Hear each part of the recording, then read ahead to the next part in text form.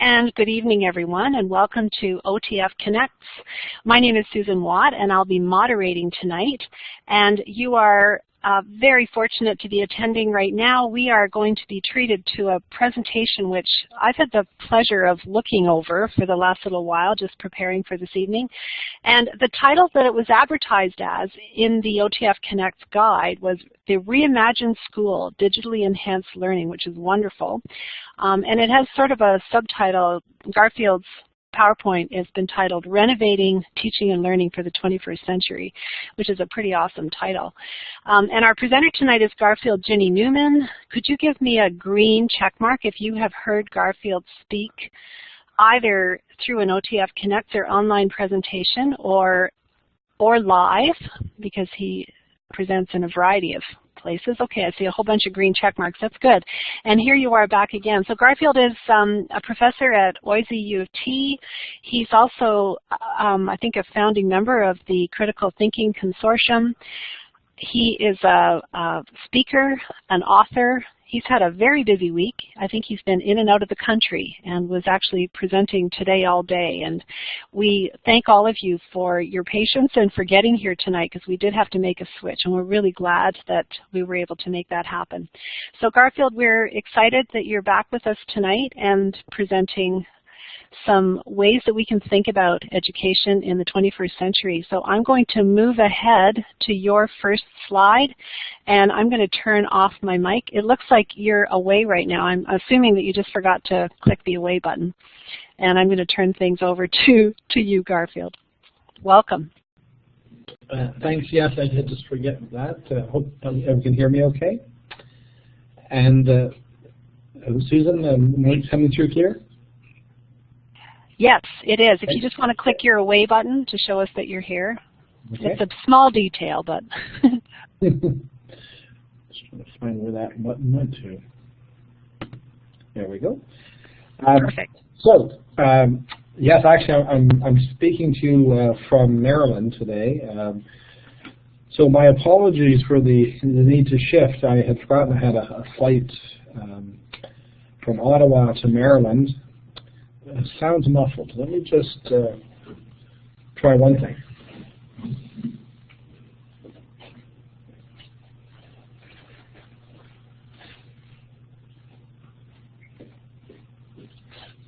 Sorry, I'm just going to try a headset, see if that helps.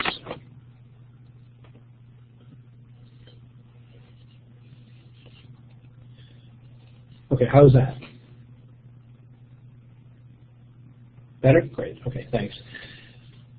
Okay, so we'll get started. And as Susan was mentioning, it's been a busy day. And what's fascinating, I think, is that this morning I took part in a think tank that was sponsored and put on by the French Catholic Board in Ottawa, hosted by Michael Fullen.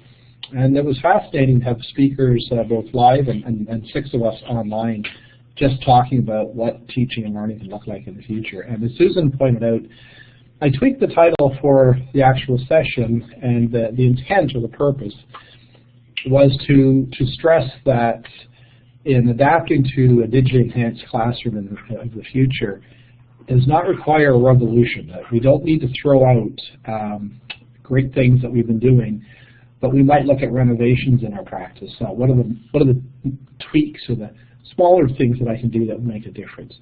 And what I want to do is just to set a bit of a context is I often like to use this quote from Lewis Carroll when Alice falls down the rabbit hole, and then she asks, would you tell me which way I ought to go from here? And then she's asked, well, that depends on where you want to get to. And she says, I don't much care where. Well, then it doesn't matter which way you go. And I kind of like that in the context of a digital learning environment, that sometimes we might lose sight of where it is we're trying to take kids, what is the learning we're trying to affect. And sometimes the technology can kind of overtake that we just have technology. And we need to be clear on what are the learning goals. And part of that context I want to give you is back in about 2006, 2007, some of you may remember this PowerPoint that went around. It was called, you can probably still find it online, it was called Shift Happens. And the essence of it, I just pulled 3 slides from it. And the essence of this PowerPoint that went around a few years ago was that, as you can see on the screen, that we're preparing kids for jobs that don't exist. And in the past, it was easier to prepare kids for futures they might have because we tended to know what they would do. That they're going to be using technologies that don't exist. Think on your own lives. New technologies that are so common. I mean, think of the just the smartphone itself. It isn't really that old, and it had a huge impact. So kids will grow up and use technologies that we don't even know about yet, and they'll be solving problems that we don't even know are problems yet. So there's this notion that the future is rather unknown, and how do we teach in a way that prepares us for that unknown? And this is just kind of a parallel challenge that we need to be thinking about. One of the often discussed issues in schools is student engagement or disengagement. And the graph you have here is from an American study, but Gallup people put out a year ago. About the time the American government was facing the fiscal cliff, that's why they use this kind of board from that notion. They call it the school cliff. And what the research found is that the longer students stay in school, the less engaged they are. So you can see here that in elementary, I think the study was at like grade 3, 76% of kids are found to be highly engaged in school. But by grade 10, when they're in high school, that had dropped down to 44%. And so it begs the question, are we investing billions of dollars in technology, but not really getting the payoff that we want? Are we, in fact, creating classrooms, despite all the money put in technology, where kids are not engaged? Now, I had a teacher recently say, and I thought this was rather insightful, that when she began teaching, 20 years ago, I think she said, kids came to school.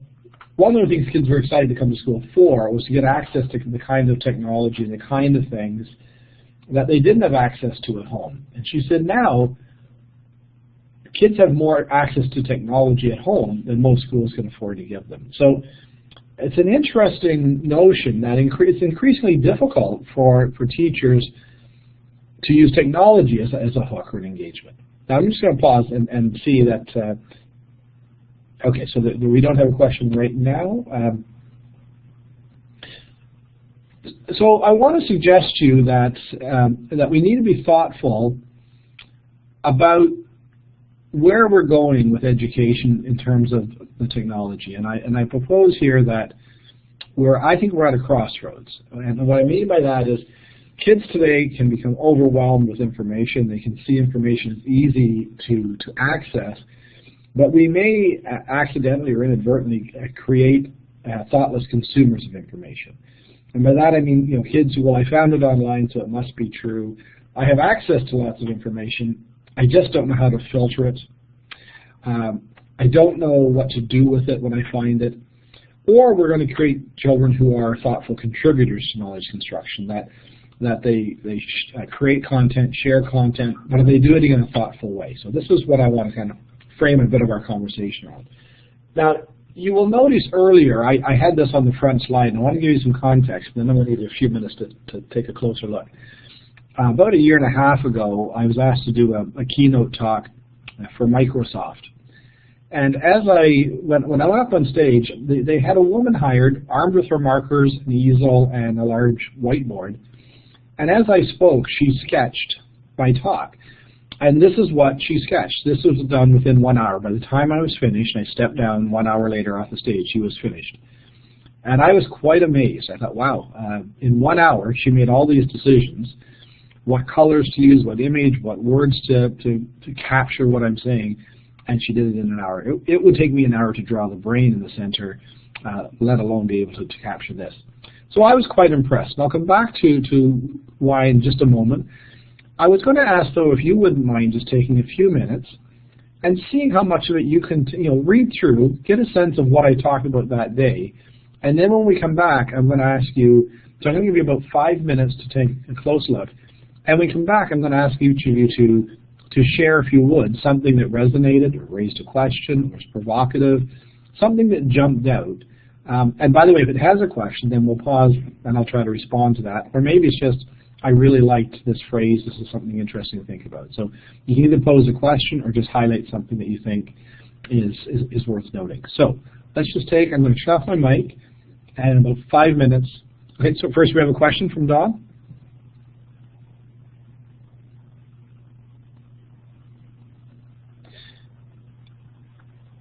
Good question there from Sonia. Can the image be enlarged, Susan? Not really. I mean, we can't change the image because it's really a screenshot. On an iPad, you could, of course, just by stretching. I would imagine you could spread it open. If you could do a screenshot on your computer. Is this online? You know what? Is this online? Maybe I could find it and put the link in. I don't think so. Okay. I might be. Maybe I'm wrong. You know what? I'll go and look while the timer's on. Okay. I'll go and have a look for it. Thanks. Thank you.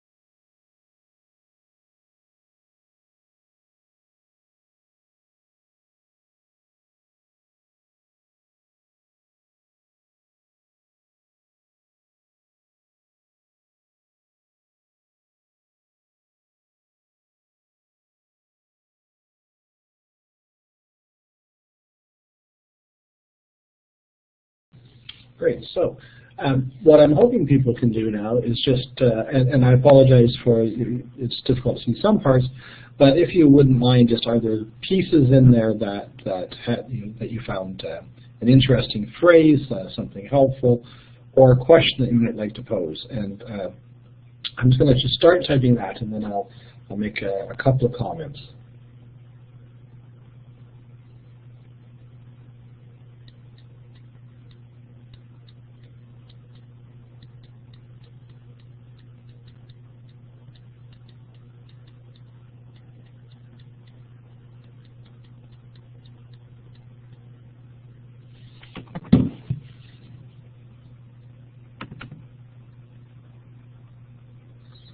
So just as I'm going to follow a couple of these and try to comment on them. So let me, just as they're coming up.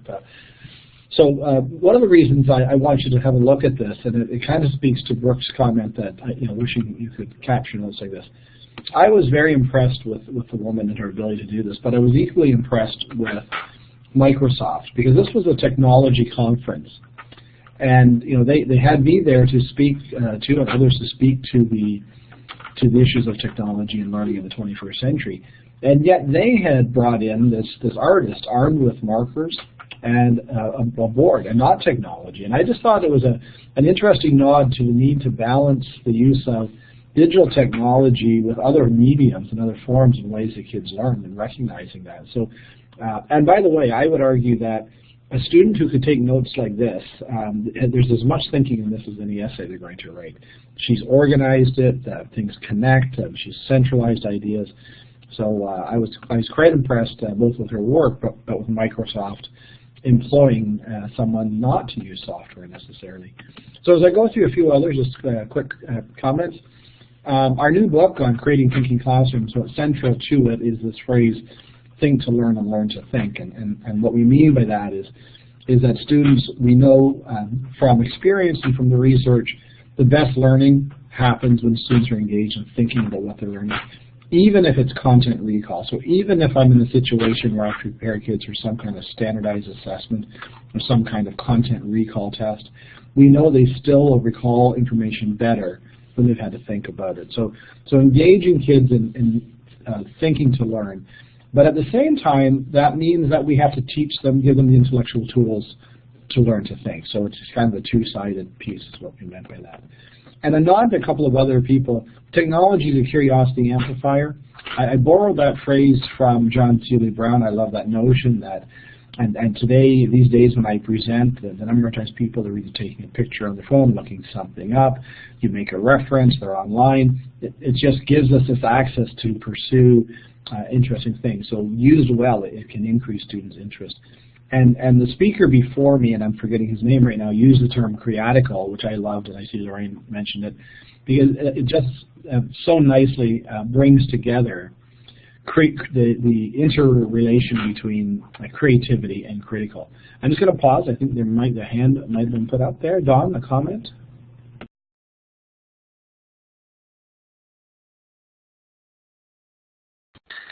Dawn, if you have a question or comment, feel free to use the mic or put it into the chat area. Or if not, just click the hand a second time and it will put your hand down. Okay, I'll keep going a little bit.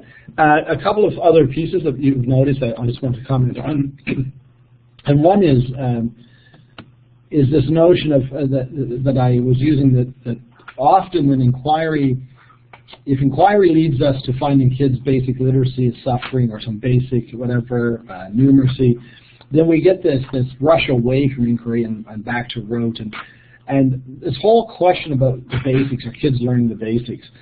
I would suggest we of course we want to teach the basics. We want kids to have basic numeracy, basic literacy, basic historical understandings. Of course we want that. But we build those basics so they can move forward to go deeper in their thinking, not go back to basics. And so I'm glad some of you picked up on that. And the messiness of learning, I'm so glad you picked up on.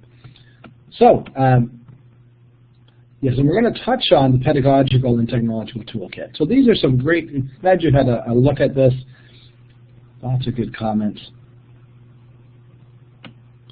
Okay, so we could, I do have what we could do if you're interested in the image, I could send it to Susan after the session, and Susan, if there's a place you can post, I'm happy to share it. I do have the fairly clear JPEG of the image that I could send when the session's over, if there's a way that we can share that with people. Okay, great. So as we get into our conversation about learning in the digital world, I think it's important that we take stock for a moment. And I love this quote from Andrew Rotherham and Daniel Willingham, who wrote, you can see 6 years ago in American Educator, an article called 21st Century Skills, Not New, but a Worthy Challenge. And I think this is a really important reminder to us that much that we're touting as 21st century learning isn't actually that new at all. That many of the competencies that we're talking about have been around for generations. But notice what they say, that they're not new, but how important they are in our economy and our individual success and group success. That's what's really new. And so they go on to say that it's not a radical overhaul. This kind of goes with my title. It's not a radical overhaul of a curriculum, but being more deliberate about how we teach critical, creative, collaborative thinking, problem solving. I notice it's to all students, that it's not what we do with creativities in the arts and critical thinking for our gifted kids, but critical, creative thinking, collaboration. This should be all kids and all subjects, and it's just more important than ever. So I wanted to show you. I always forget that I can't do my. Okay. I have to talk through this slide. On the PowerPoint, it comes up in segments, but I forgot that doesn't happen here. I want to suggest that we need to move in a digital world from what I would call knowledge hierarchies to knowledge networks. And I'm just going to, for a moment, knowledge, I would argue that schools have largely been, for a very long time, knowledge hierarchies. And what I mean by that is students see information that is given to them as some kind of truth handed down from on high. If it's in the textbook, they assume it's true. If the teacher delivers it through a lecture, then it must be true. I would even say, in many cases, when we show a movie or film in our class, if I provide them with a worksheet, and their job is to answer questions on a worksheet, then they see that film as some kind of a knowledge hierarchy, that the teacher has selected a film that they have deemed to be accurate, and they've given me a worksheet to fill in. And they see this, that the teacher controls or is the holder of valid information, and I'm to absorb it. That's a knowledge hierarchy. And I'm going to suggest to you that's been reinforced by the dominant presence of Bloom's taxonomy in teaching, that we're all trained to use Bloom's taxonomy to frame our questions. But Bloom's taxonomy presumes, and you can check it out in his report, 1956 report, that we start by imparting information to kids, we work on their comprehension, we call those quote-unquote low-order thinking skills, and we move our way up the taxonomy, and at the top we have kids in the revised Bloom create, or if not create, evaluate, synthesize. In other words, thinking, or high-order thinking as they would call it, sits at the pinnacle or the end of the learning, but we begin by imparting information. And what I want to suggest to you, that we need to be careful of this notion that learning begins by imparting information, and then only after enough information is pumped in would we invite kids to challenge or question that. So what I want to suggest, oh, okay, sorry, I'm just reading this comment. Content curation, absolutely not the same, so I'm glad you've asked this. I think content curation, we would call this teeing up the learning. You know, that we might like to think that with technology, every day I take my kids, they can go online and find resources and assess the credibility of the resource and so on. You'll never get through your curriculum if every day the kids have to find their own resources, do a critique, and decide if it's worthwhile. Some days I want to get them into reading the document, and so I've pre-selected the document. But what I'm going to do is the questions I ask around that document will determine whether they just consume it or they engage with it. So that's a very good question you've asked. I think teachers can select information, but how will kids engage with that information? Will they simply record it as a truth? Or will they question, wonder, think about it through another lens? But I think you're absolutely right. With time, we have to tee up the learning for kids to get into it. And by the way, this will create a knowledge network. So even if I presented the reading for kids to use, getting them to discuss it and think of the validity of that point of view and how someone else might look at it. You know, if I look at a traditional textbook excerpt and ask kids, as an Indigenous learner, from an Indigenous perspective, would you have written that differently? Would you respond differently? So I think we can create knowledge networks even when the information's been curated. And so what I want to move away from is this idea that we hand information over to be tested, and towards we teach information as a tool that students use to engage with a meaningful problem. This is why content curation is absolutely in line with good thinking, because there is a more provocative question that kids are using that content to help them think about. So my knowledge network is, given the information available to us, what conclusion should we draw? How should we respond? And notice at the core is not delivering content, but beginning with a provocative question. The content then becomes the tool kids will use. So I'm going to just, I have lots I want to share with you. Earlier I had mentioned our book on creating thinking classrooms, and our definition is here from the book that, and you can see the think to learn, learn to think, that at the core of a thinking classroom is deepening understanding within the curriculum. And I will go so far as to say, something I'm presenting next week at a principals conference, that critical thinking, unlike, rather than seeing it as one of many initiatives within the school board, I would suggest to you that at the core, any initiative in your school board, thinking sits at the core of all of them. I was working today with teachers just in guided reading, and we were exploring guided reading as guided thinking. What does it look like when thinking drives that? The selection of digital content as a thinking exercise, what does that look like? Numeracy as a thinking exercise. But at the core of virtually everything we do in school is the invitation to think. And our definition, and sorry, those of you who have been to presentations will have seen this many times, so I won't spend a lot of time.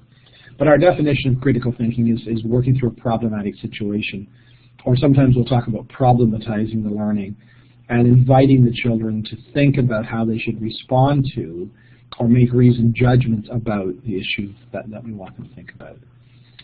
And this last slide signals a bit of a shift in our thinking in the Critical Thinking Consortium, in that we used to see critical and creative as related but overlapping. We are now saying that, in fact, maybe we shouldn't talk about critical versus creative thinking, that we should simply talk about quality thinking and recognize it has multiple dimensions, and three of them that we think are really important. Quality thinking is rigorous. It's kids making thoughtful choices in light of criteria. It's productive. It's kids innovating or generating new ideas. And it's collaborative, that kids work together to challenge each other, to learn together, and to think together. And so rather than talking about critical or creative or collaborative, our goal should be quality thinking, and then we play with the different dimensions. I'm going to pause on that just for a moment and see if that resonates, and just see if there's any comments or thoughts. Does that make sense, that rather than critical, creative, or collaborative, we see it as dimensions of thinking? I'm going to turn my mic off just for a moment and let you jump on if you want to make a comment on the mic, or a yay or a nay, or thoughts in the chat box.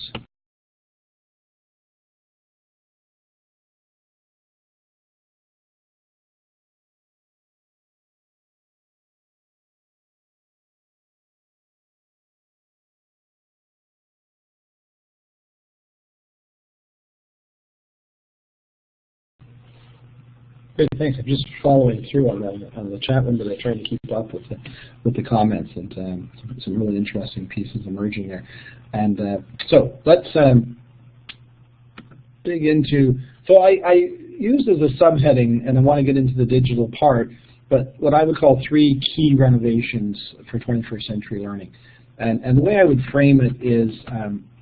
Renovate our students, the learning toolkit kids have. Renovate the products and performances that we ask kids to complete, and renovate the way we approach curriculum. And I want to connect this into digital.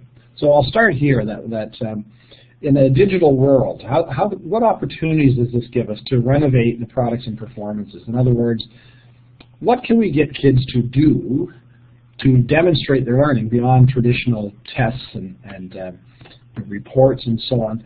That may excite kids a little more. And one of the chapters in our book is on assessment-rich classrooms, and this is a piece that kind of sums up that are we focused on assessing what matters? So when we look at our assessments, what is it we want to know about kids, and are we really targeting the kind of, do we want to measure their ability to think and solve problems? Do we want to measure recall? And in the digital world, it forces us to pause and think about what is it that we should value in a 21st century education. I'll just finish these 2 quick points, and then we'll pause. Assessment should inspire kids, so it's not just that nasty thing we do to kids at the end of a block of learning, but assessment should get kids excited, that it's a task they want or they're excited to complete. And they should nurture growth. They should let kids learn when things don't work, what to do, and so on. So let me just pause there. I think there's a hand that went up, I believe, and I'll pause and see if there's a question.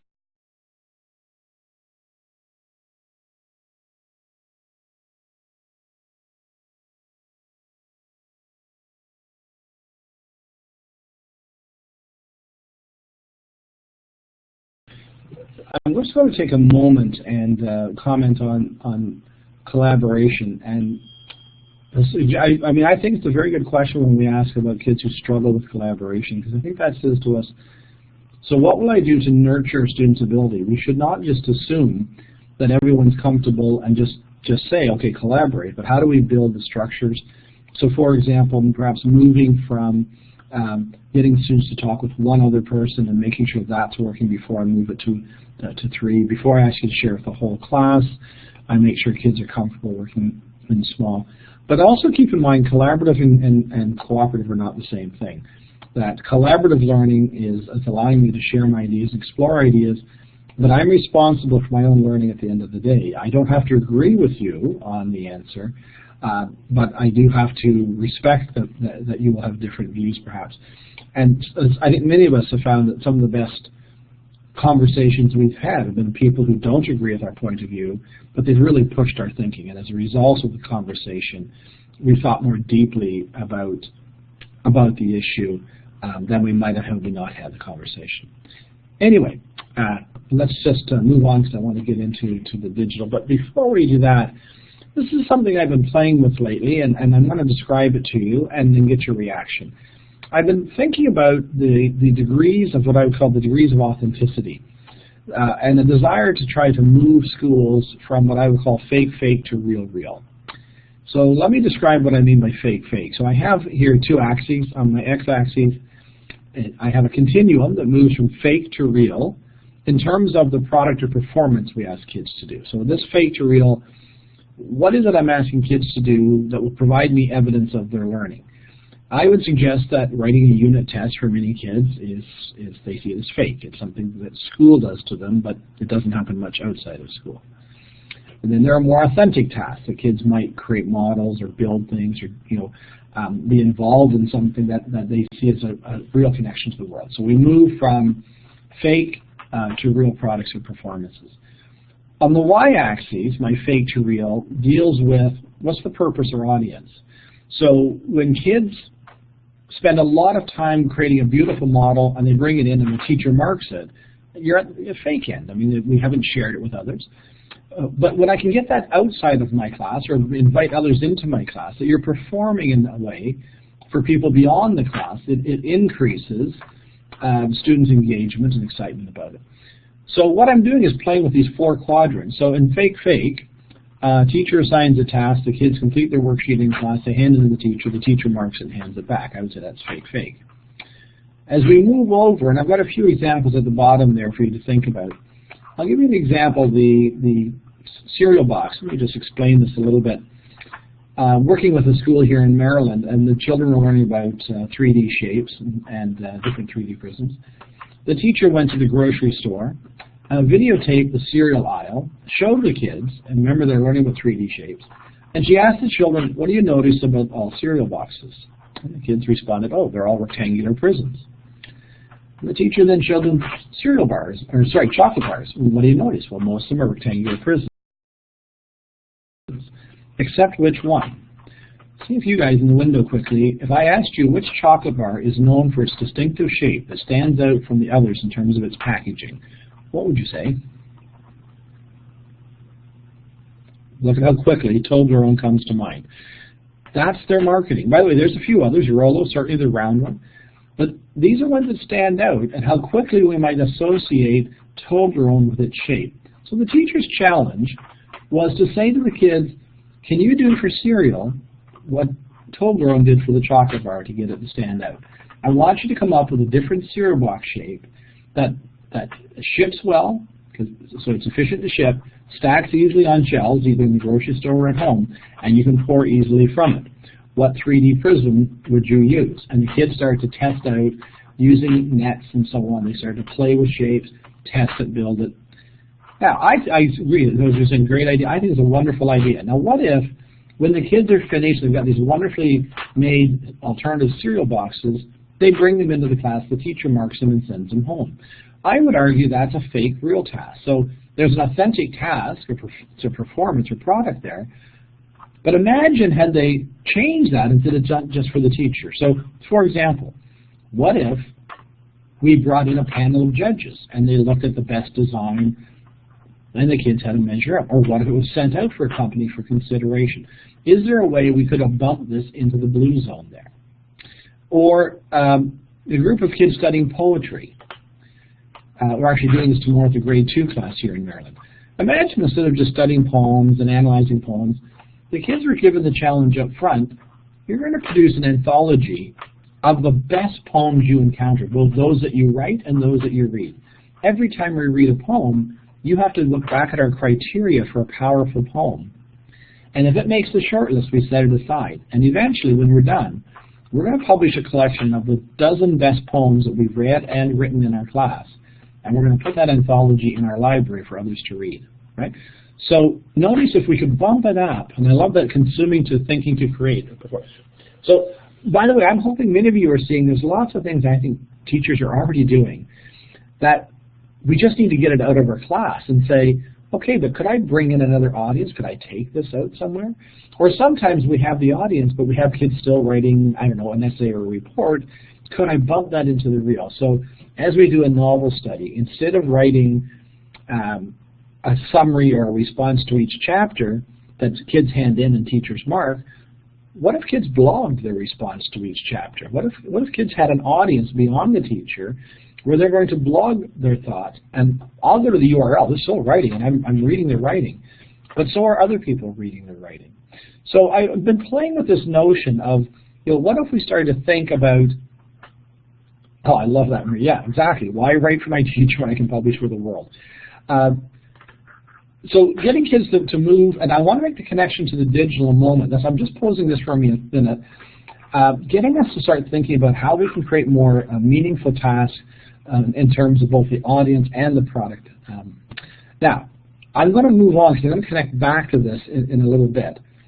But I want us to think about renovating our students' learning toolkit.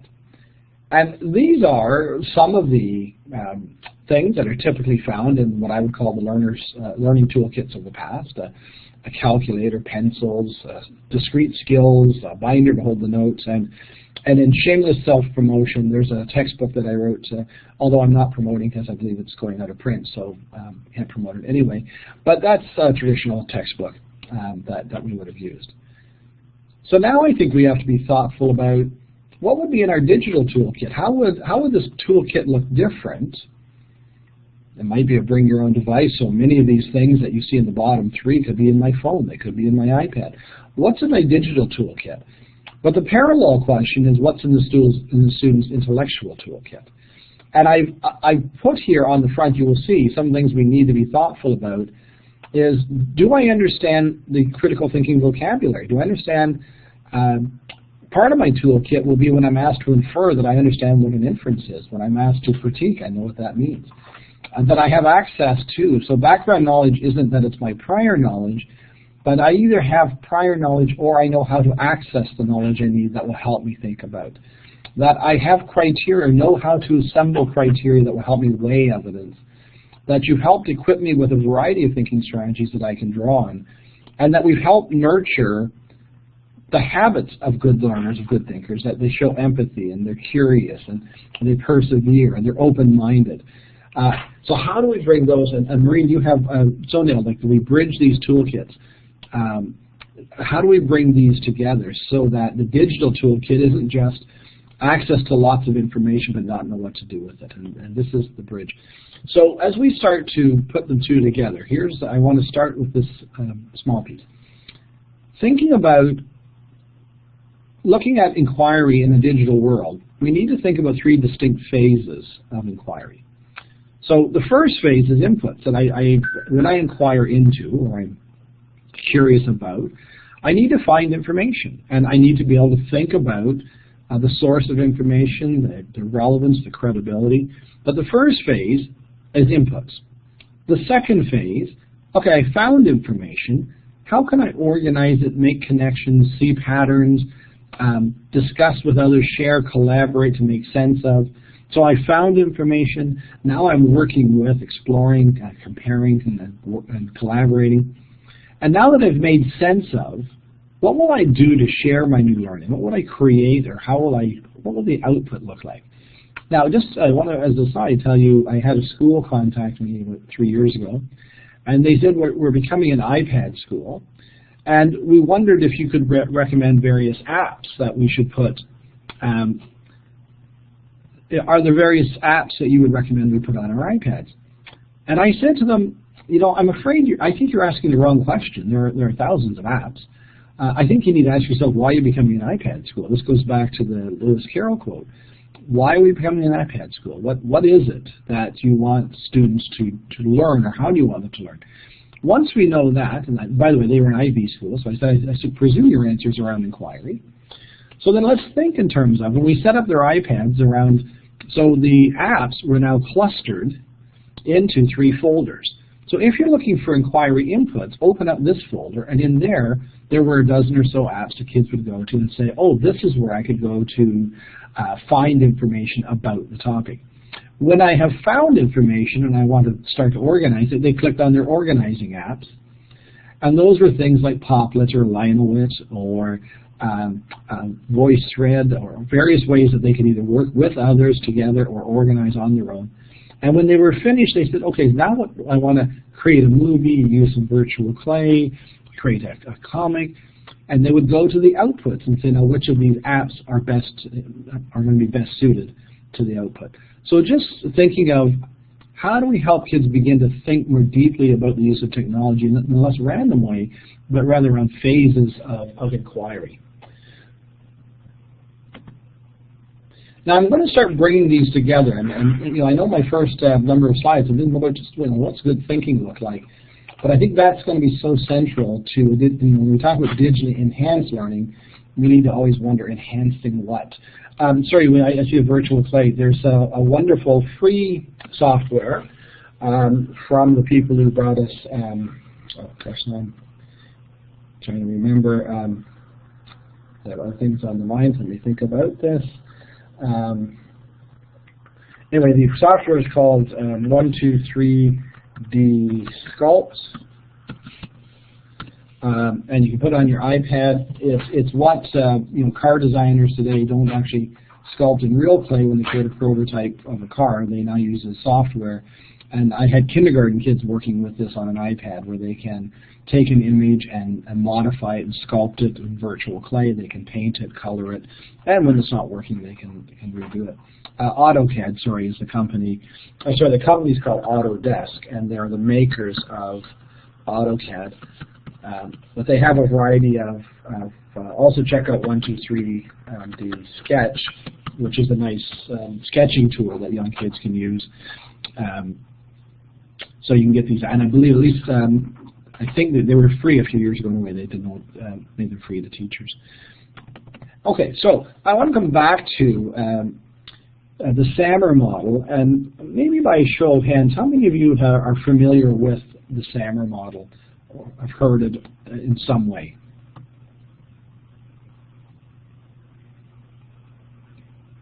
So a number of you are familiar. Okay, great. Wonderful.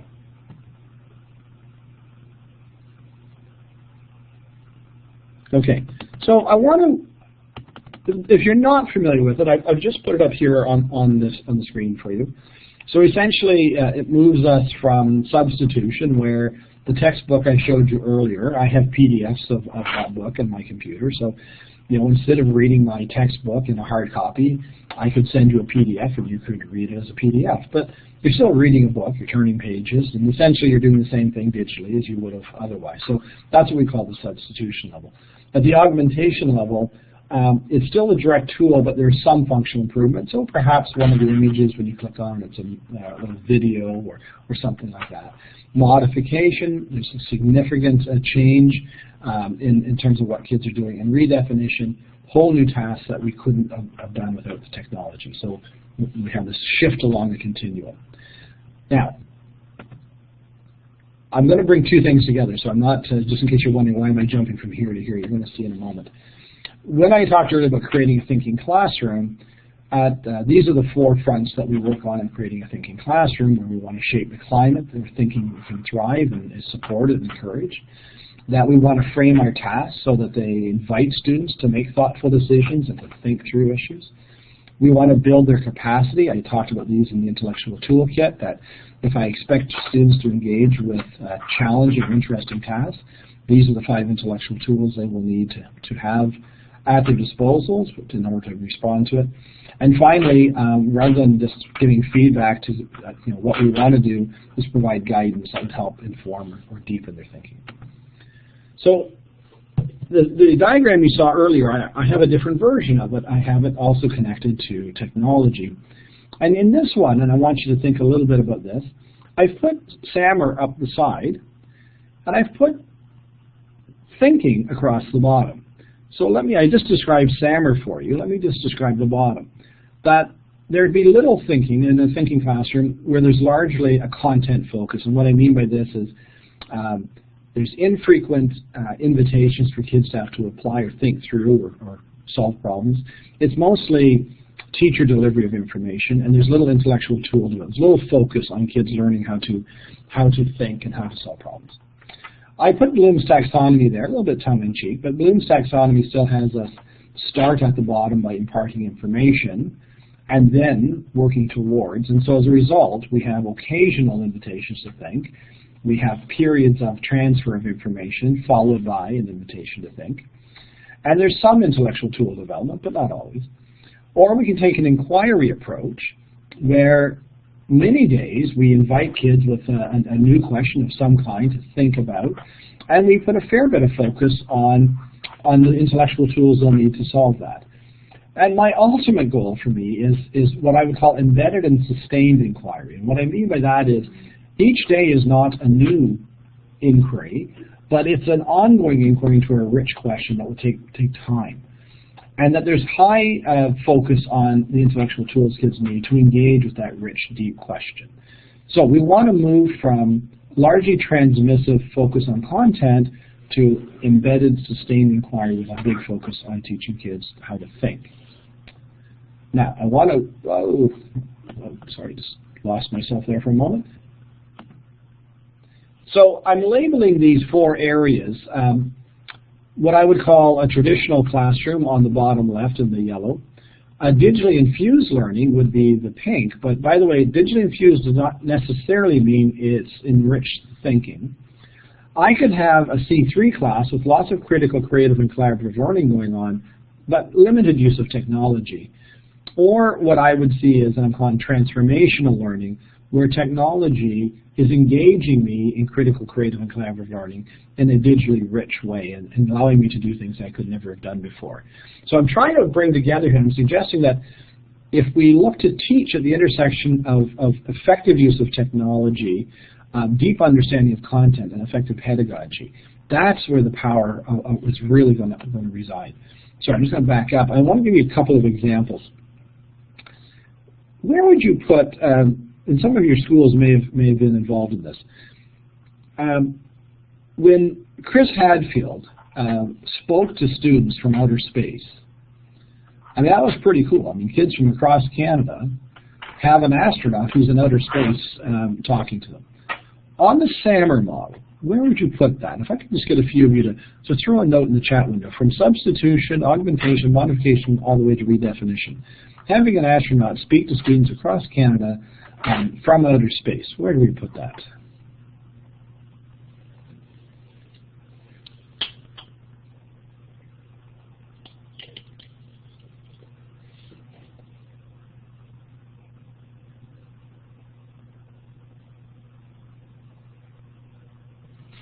So it's interesting, we've got a range of places, and we've got people, you know, from augmentation up to redefinition, digitally infused, not necessarily. Now, what if I said to you, during that talk, the students were invited to ask questions of Chris Hadfield, and the student question was, what color are your socks today? Where is it now? And by the way, see many of you moving over. See, what I want to suggest to you is the technology by itself is probably not going to get us to the kind of redefinition of learning we want just by the technology. And that at the SAMR model, there are pieces that, although, okay, that is something we couldn't have done before, and you might make a case that it's redefinition, has it really deepened students' thinking? Let me flip my argument just for a moment. What if I go into a class and I observe kids working on rich critical thinking tasks and really engaged in deep, deep conversations about a novel they're reading or a problem they're solving or whatever it might be. And they have an interactive whiteboard at the front, and it's largely being used as an overhead projector. You see, that one, I see people popping up, that one's going to be sitting over on the good critical thinking. But aren't we wasting a lot of education dollars to invest in technology that's really not making a difference for kids learning? So that example is saying, yeah, we've got kids doing really good thinking, but I could have done it without the expensive technology. Now, I want to say to you, I want to find a way that technology has enhanced the experience for kids in ways that push them to think in ways that I couldn't have done without the technology. I think that's what we want to explore, is how do we play in the blue section here, where the technology is enhancing the quality of thinking, but we're paying close attention to that. I'm going to ask, here's what I wanted to do, and I was going to take a break for a couple of minutes and have you, sorry, I just want to have a look at this comment.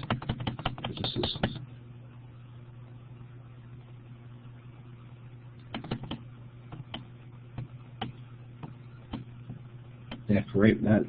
Okay, these are, yeah, this is so helpful, but it's how kids ask questions, what do we do with information? What I've done is I've put up here a number of links, and I was going to ask that if we could, just take maybe 10 minutes and have people just, if you don't know some of these, just go click on, I tried to put the website so you could just copy it down, and just try them out and come back and see, could you find a way to put these in the blue area? Susan, would this work if we just give people a few minutes to go check out any one of these sites that they're interested in taking a look at? Absolutely. I just put all the links into the chat so they can go and click on any one of those or as many as they have time for. Would you like me to set the timer for a certain amount of time? So, yeah, and let me just be clear. So people can just click from the chat window. It will open the box. Absolutely, yeah. They just click on the, yep. Okay. So here's what I'd like you to do, and then just click, and if it doesn't seem like something you're interested in, click another. We'll just set some time, maybe 10 minutes, and then we'll have you just play with a few. And I love, Maureen, thank you. If you have others that you want to add on, add them on, and just go take a look, and then come on back. But what I want you to do is to keep in mind my visual. Could you see using this in the blue area, where it's the intersection of the potential for good, rich thinking, where technology is enhancing that. So remember, it's not just replicating, that would be substitution. This is doing things with technology that we couldn't do without, that will push kids' thinking in really powerful ways. So that's what I want you to do for about, let's say, 10 minutes. And I'll ask you just a little favor. If you are sharing something in the chat, if you could put the entire web link so that it's clickable. If you leave off the HTTP, it won't be a full address, and we won't be able to click on it. That would be helpful. Thank you.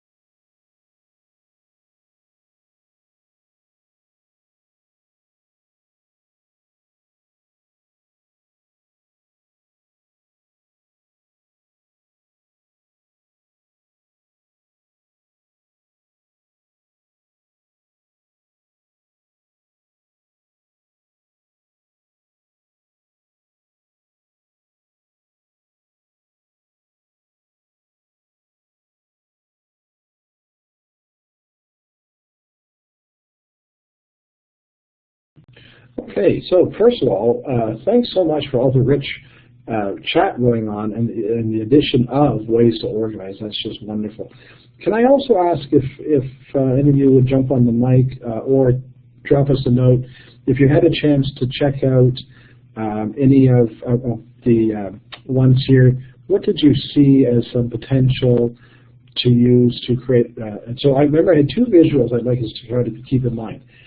creating rich opportunities for authentic learning where kids can have an impact on the world or learn about their world, and the digital use of technology in a way that will deepen their thinking and so on. So those kind of two issues.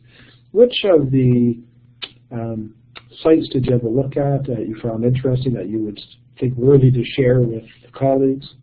Overwhelmed.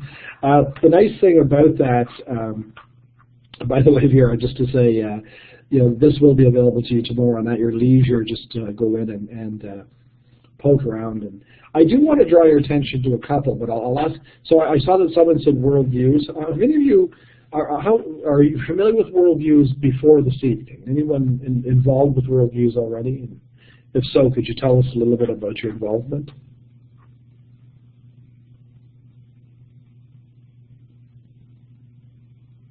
Let me just, I'm just trying to monitor if there's some typing going on. Worldviews, first of all, I know you've only had a few moments. It's created by a woman in Kitchener-Waterloo. It's free for schools. We've been working on, and it's a nice example of our conversation today. Worldviews is designed for kids to pose questions that, so grade 2, when they're learning about communities around the world, might pose questions about perhaps the nature of celebrations and a certain time of year, and other kids around the world would respond and they'd gather information, or how are you responding to this issue in the world. But remember, it's K-12, kids pose questions and then other kids respond to questions. Great way to learn. By the way, what I want to mention to you is where kids have been trained in critical thinking and how to ask good questions, they found with worldviews the quality of the work. So this is where the intersection of technology, we can now have kids directly communicating with kids around the world on issues in the curriculum. And if they know how to ask and answer questions in a critically thoughtful way, it's much richer. So this is a nice example of intersection. Wolfram Alpha, some of you noticed, really interesting, computational website. Both can assemble information. My daughter used it when she was in high school as a self-regulation tool, and she was doing high school algebra. She would arrive at her answer, dump her answer into Wolfram Alpha. Within a few seconds, it would graph it. She would look at the graph and say, yep, that's what the graph should look like, so my answer seems reasonable, or that's not what I would have expected the graph to look like. Maybe I better take another look. So nice tool for that. Did any of you have a chance to look at Museum?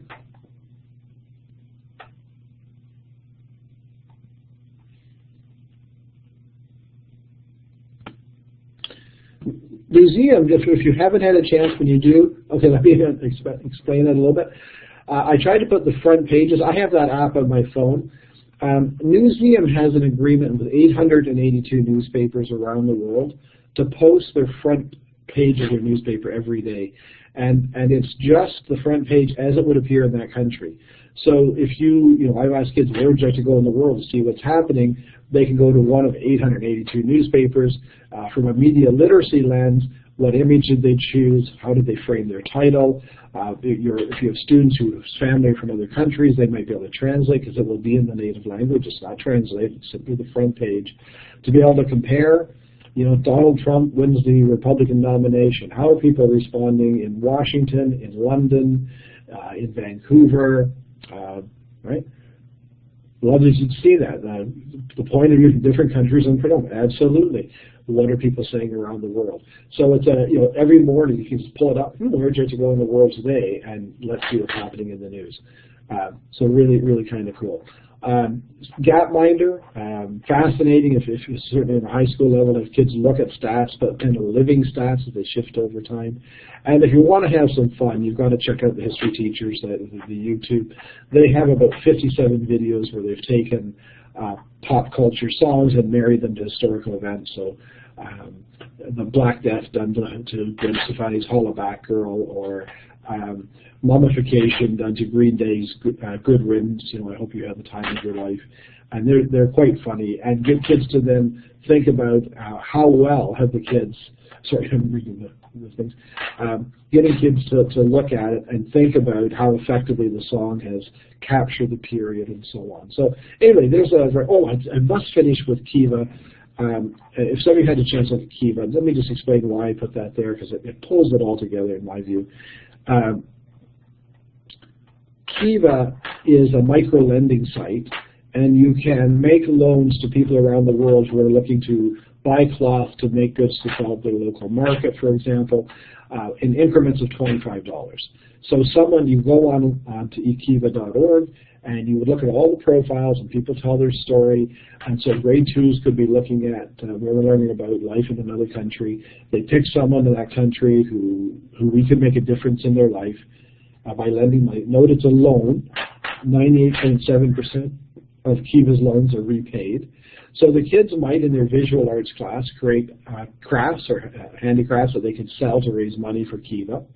They would donate it to Kiva. They would get the money back. They learn about the country where they're lending their money. They learn about the geography. They start learning math and how they manage it.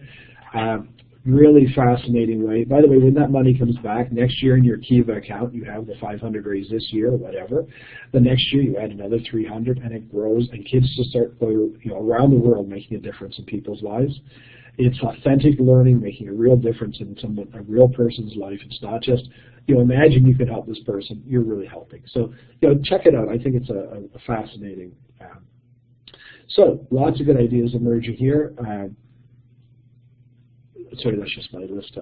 So when I say now renovate curriculum design, so first of all, I was looking at, so how do we get kids learning about and engaged in authentic ways?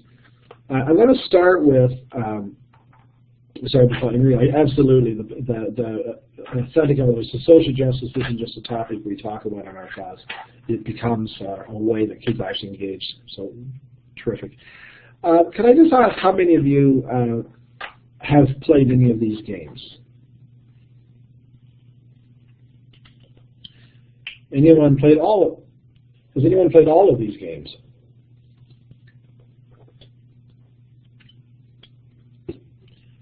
Okay, let me explain why I put these up here, and I want to talk about, and so as you see, my question at the top is what can gaming teach us about effective curriculum design?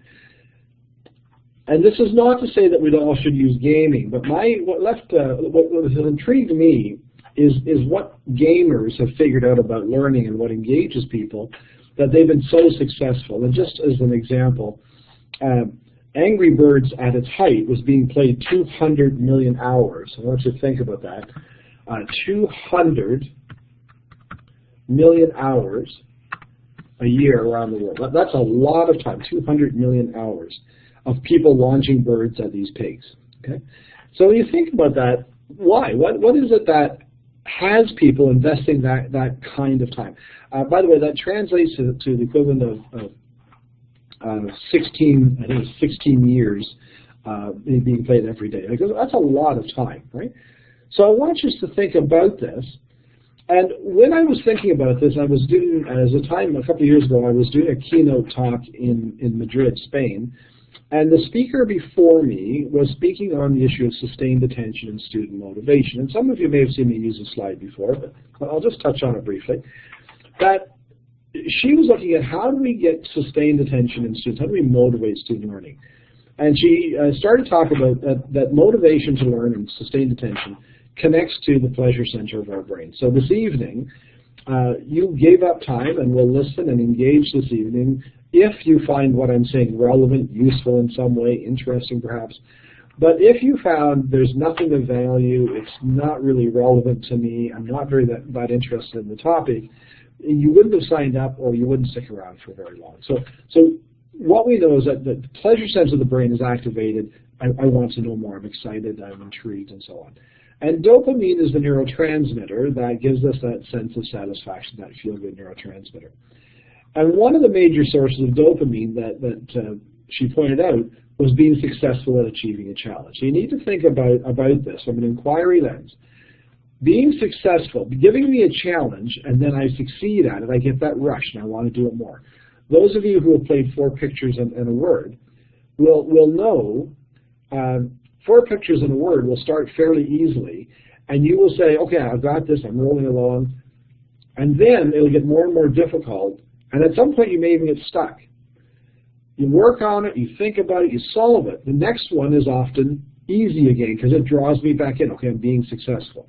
So you'll notice they're working on this intrinsic satisfaction, and I love the point that you made there.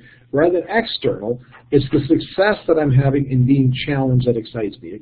Engagement is that level of excitement you get from being challenged.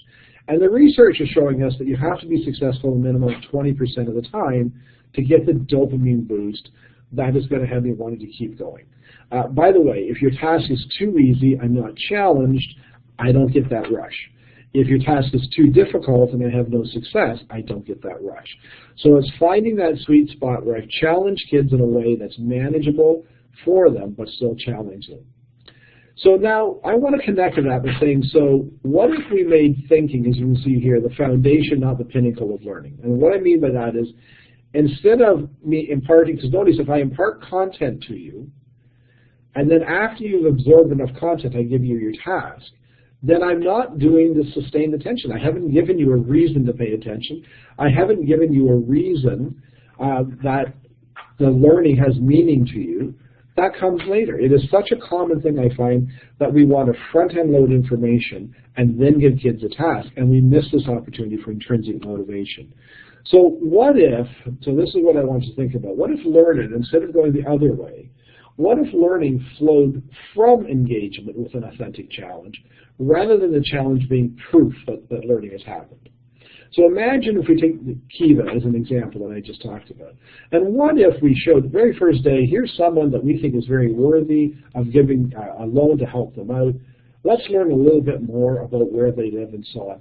Like if I could get the challenge up front, an authentic, meaningful challenge to kids that they want to learn more about because of the challenge, I think we have a much better chance. And then what if, my next what if, that inquiry sustained over time, where as students learn, they can change their mind, they add details. So notice instead of the front-end loading, what if learning were to start from a design problem, a challenge of some kind, something that got kids excited and said, well, the reason you come to class is every day we learn more and more about what will help us solve the problem, create our design, respond to an issue that we have. I'm going to show you an example of what that looks like. And I picked a very generic one that we worked on in terms of if I asked students to, a culinary program, the very first day, if you had to plan and cost an innovative menu for a new restaurant, what would go on your menu?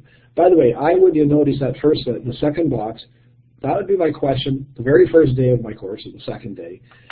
I'd say, get out a sheet of paper, get out a little book, and scope out a menu you would put on a restaurant menu. Now, in the months ahead, we're going to start looking at how we need to pair ingredients to get the best flavors and nutrition. We're going to look at food handling. We're going to look at costing. We're going to look at presentation and preparation. And every time when we do a lesson or two, you're going to look back at your original plan and give yourself a pat on the back if it's still working. You're going to decide to make changes, revisions, modifications as your learning unfolds. Okay, I hope that makes sense. So they are exploring, and by the way, I asked my son, who's in this final bit of training to become a chef, I said, could you do this? He said, oh yeah, this is exactly what George Brown gives you at the end of the program. I said, why at the end? Why not the first day? He said, I know, they teach you all the stuff, so notice it's front-end loading, they teach all the stuff, and then they say, prove that you've learned what you're supposed to learn by completing our task. And I'm saying, no, start with the task. Plan a menu. Okay, I'm stuck. Well, I guess that's why you come to class. As you learn, your menu will change and evolve. So this gives meaning and purpose to the content when I do deliver it as opposed to the other way around. Here's another example of one that was done that we use. My daughter was asked why a curveball curves. I've done a modification of this. And they were to explain it at the end of the unit. And I asked her teacher as we were talking, great guy, we chatted about it. What if you asked her to explain why a curveball curves right off the bat? This is my modification. What if Newton were your driving instructor and he gave you 4 pieces of advice on good driving that paid attention to gravity, inertia, force, action, and reaction? What would your advice be? And kids get to start jotting down whatever they can come up with. By the way, that's simply my diagnostic tool, that I can know what kids know and don't know at the start of my unit. Every time we teach a lesson, they learn, say, apply that to driving a car. Okay? Now we're at your piece of advice. And the brochure you see here evolves as they learn. So let me just pause. I think some of you will have seen that before. Does that make sense? Does it, this notion that how about instead of our task being the proof you've learned, which, when it lies at the end of the unit, the end of the chapter, it tends to be proof you've learned. Can we flip that around to say, no, it's the invitation to do the learning, not the proof that you've learned? Any thoughts? Oh, Katie, I'm so glad you said absolutely, way more transparent. Imagine if you gave kids this sheet at the beginning of the course and said, there's where we're going. If you miss a class, I can tell you, why are we doing any of this? Boom, there it is. It's very transparent, very upfront. By the way, I'm going to tell you as a teacher, if there's any lesson I teach and I can't fit it to help support one of these lines of inquiry that's supporting my overall, then chances are I really didn't need to teach that lesson. It forces me to be a little more structured, a little more focused, right?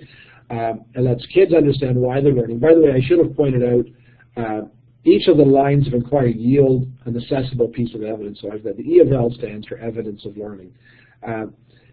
It is absolutely building off of backwards design. I want to say it's although I'm going to tell you backwards design, many times teachers can tell me why they're teaching what they're teaching, but their kids have no idea. So we've backwards planned. We've thought about why we would teach in what sequence. We haven't let the kids in. This is an attempt to build off of backward design, but in a more transparent way for kids, and making sure that each of the lines of inquiry are invitations to think, to apply critical thinking, and to yield it. So it's absolutely, it's letting kids, it's going that next step. So, watching our time. So this is getting kids to think about an invitation to speculate or wonder. I'm going to just, this is one we did with grade 2 kids in Ottawa. They were learning about growth and change in animals. They had to think about how we can help use our understanding to help them live healthy lives. They were given the challenge right up front, like 5 minutes into the unit. Draw me a picture of an enclosure you would create to keep a baby animal safe and healthy. Each were given a different animal. That's what one little boy, grade 2, drew for the monkey's cage. You can see the banana at the bottom. Going, ooh, that's what he drew. 5 minutes in, draw me a picture of your monkey's cage. You'll notice over the next few weeks, we began to explore where animals, where they meet their physical needs. What do they need to meet their physical needs? How will they get the exercise they need? What do they need to stay healthy? What do we need to know about care and handling? We began to explore those things. What I wanted to show you is every few days, as the kids learned a little bit more, they were invited to go back into their, we call it a thought book, go back into your thought book, look at what you drew the last time, think about your new learning, now what would you add? This is what the same little boy added a few days later when he thought, oh, I should put this in. You can see he still has the swing, right? But now he's a fence to keep people safe, water, trees. Okay? And so the kids, as they learn, start to add more and more details. I show people, I wanted to see, this is J.K. Rowling's planning out her Harry Potter series. I want kids to see this. Someone earlier made the comment that thinking is messy. That's exactly what I want kids to see. This is J.K. Rowling planning out. She changes her mind. She moves things around. She crosses things out. So I want you to know that I want kids to see thinking, writing is a messy process. We change our mind, we add more details, and it's okay to be messy. This is from Charles Darwin's Origin of the Species, the draft that he wrote. Again, notice the crossing out, the moving around, and getting kids to see great thinkers have always mucked about, been messy. That's how they work through things. This is Michelangelo. I wanted to show you this Michelangelo during the 1530s when there was some political upheaval in Florence. He hid out in the Medici Chapel for a few months. And while there's a small workroom that's closed off now. He doodled away in charcoal on the walls. And some of you may recognize some of these figures that later appear on the Sistine Chapel. But this is discovered just about 20 years ago, Michelangelo doodling on the walls. And I want kids to see. This is, again, a thought book. Here's where a wall with some charcoal. And lastly, this is absolutely, Austin's Butterfly is a great video to take a look at. This is a museum in Panama. Frank Gehry designed the first of his museums in Panama. It's a museum of biodiversity. It's a fascinating museum to visit if you get to Panama. And that's Frank Gehry's initial sketches on what he thought the museum would look like. And that's the Museum of Biodiversity today. I want kids to see that good ideas, creativity begins as some mucking about, some ideas, and it moves from this into a blueprint, into an actual building eventually. And seeing this is how thinking unfolds and how we muck about. So I want to bring us back in the last couple of minutes just to wrap up. So now imagine the possibilities where technology is harnessed to help us do all those things that we've just been talking about.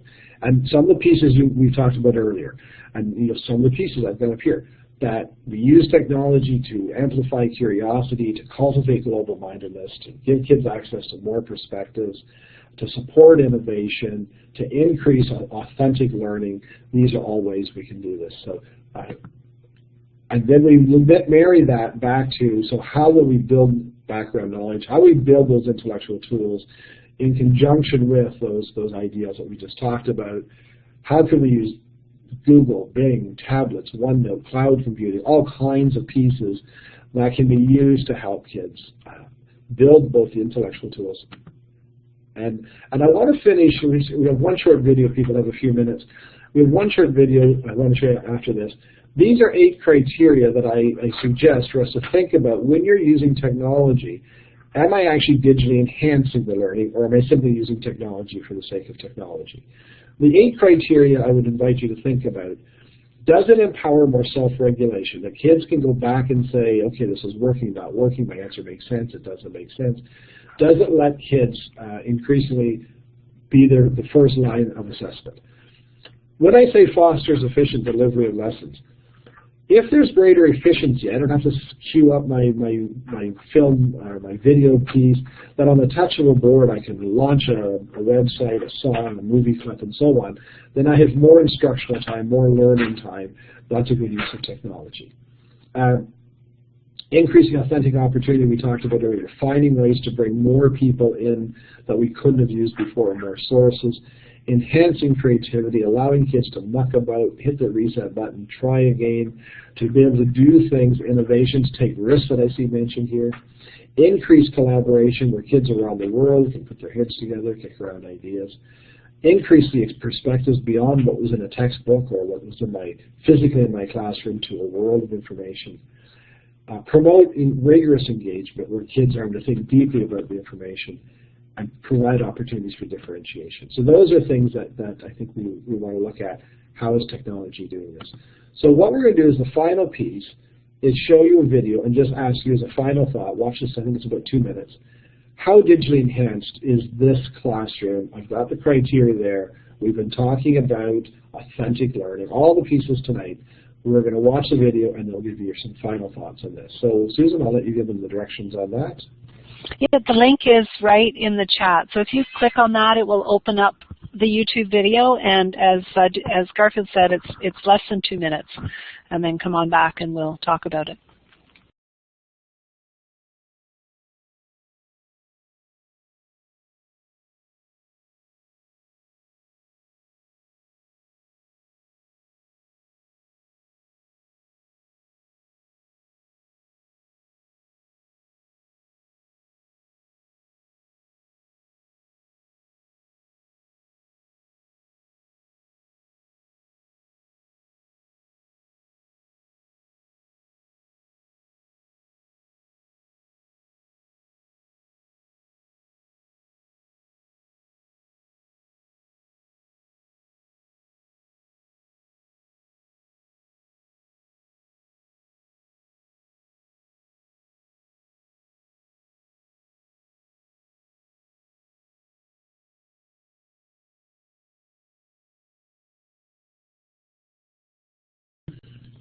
So just as I'm seeing people post, I see